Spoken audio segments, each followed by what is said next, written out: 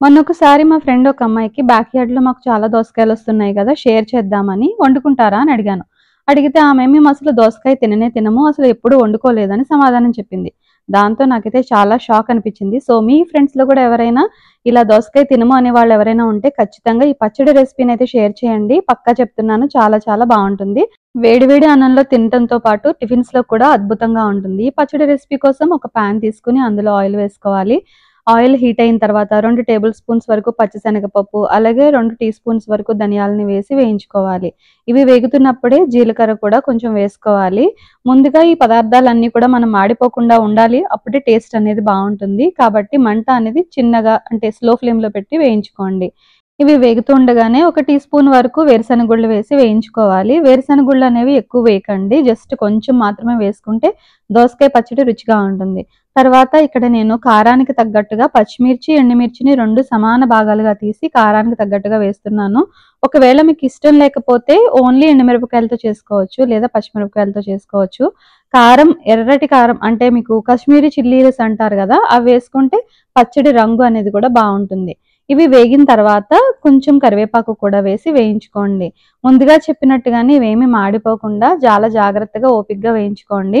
ఇక ఇవన్నీ వేగుతున్నప్పుడు లాస్ట్‌లో ఒక 3 చెంచాల వరకు కూడా నువ్వులు వేసి వేయించుకుంటే మనకి పదార్థాలన్నీ చక్కగా వేగుంటాయి. తర్వాత గ్యాస్ స్టవ్ ఆఫ్ చేసి వీటిని ఒక ప్లేట్‌లోకి ట్రాన్స్‌ఫర్ చేసి పక్కనుంచుకోండి. ఇప్పుడు ఏదైతే పాన్‌లో మనం ఇవన్నీ వేయించుకున్నామో అదే పాన్‌లో కొంచెం ఆయిల్ వేసి చెక్కు తీసి కట్ చేసినటువంటి దోసకాయ ముక్కల్ని వేసుకోవాలి. దోసకాయ పుల్లగా, గట్టిగా ఉంటే పచ్చడి అనేది చాలా బావుంటుంది. గింజలు అలాగే మీరు కండ కూడా చెక్ చేసి చూడండి. చేదు గనుక ఉంటే మాత్రం మనకి పచ్చడికి పనికిరాదు. తర్వాత టమాటోలు కూడా వేసుకోవాలి. కొంచెం పసుపు కలర్ కోసం వేస్తున్నాను. ఇవన్నీ వేసి మనం బాగా మిక్స్ చేసుకొని మూత పెట్టి దోసకాయ ముక్క మెత్తబడేంత వరకు కూడా కుక్ చేసుకోవాల్సి ఉంటుంది. తర్వాత ఇందులో మనం ఇంకొన్ని పదార్థాలైతే యాడ్ చేయాల్సింది ఉంది. ఒకటి వచ్చేసి మనం వెల్లుల్లిపాయలు వేసుకోవాలి. కచ్చా పచ్చాగా కొట్టేసినటువంటి వెల్లుల్లిపాయలు, అలాగే కొంచెం చింతపండు. ఆల్రెడీ టమాటోలు వేసాము. దోసకాయ కూడా పుల్లగా ఉంటుంది కాబట్టి చింతపండు పులుపు అనేది సరిచూసుకొని వేసుకోండి. ఇక్కడ నేను చాలా కొంచెమే వేశాను. తర్వాత బాగా మిక్స్ చేసేసుకొని ఇంకొకసారి మూత పెట్టి ఉడికించుకుంటే మనకి దోసకాయ ముక్కలనేవి బాగా మగ్గిపోతాయి. ఇలా కట్ చేసి చూస్తే మనకి ముక్క అనేది కట్ అయిపోతుంది. ఇంకా ఫైనల్‌గా గ్యాస్ స్టవ్ ఆఫ్ చేసుకొని ఫ్రెష్‌గా ఉన్నటువంటి కొత్తిమీరని వేసి అలా పక్కనుంచేసేయండి. కాసేపు చల్లారనివ్వండి.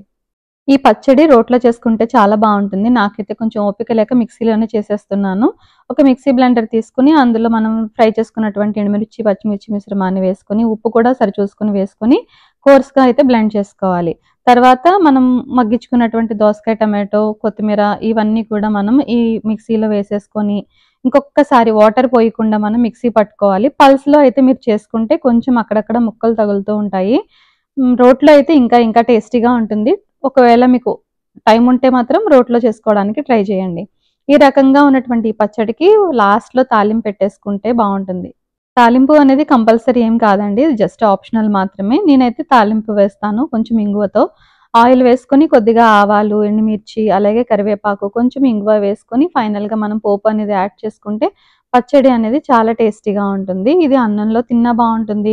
అలాగే టిఫిన్స్‌లో ఇడ్లీ అయినా, దోసల్లోకైనా బావుంటుంది. ఫ్రిడ్జ్‌లో పెట్టుకుంటే ఒక 1 వీక్ వరకు కూడా మనం దీన్ని స్టోర్ చేసుకోవచ్చు. ఎందుకంటే మనం వాటర్ పోయలేదు. అలాగే దోసకాయ ముక్కలు పచ్చి ముక్కలు కాదు. ఇవన్నీ కూడా మనం మగ్గించి చక్కగా చేసుకున్నాము. అలాగే వేడి వేడి ఆయిల్‌తో పోపు కూడా పెట్టుకున్నాం కాబట్టి ఒక 1 వీక్ వరకు ఫ్రిడ్జ్‌లో స్టోర్ ఉంటుంది. సో, ఎప్పుడు కావాలంటే అప్పుడు మనం అన్నంలో వేడిగా వేసుకొని తినొచ్చు. సో, ట్రై చేయండి. మీకు నచ్చితే మాత్రం పక్కా నాకు ఫీడ్‌బ్యాక్ అయితే షేర్ చేయండి. మళ్ళీ మరొక మంచి వీడియోతో మీ ముందుకొస్తాను. అంతవరకు thank you so much. Subscribe to Chaitrakas kitchen.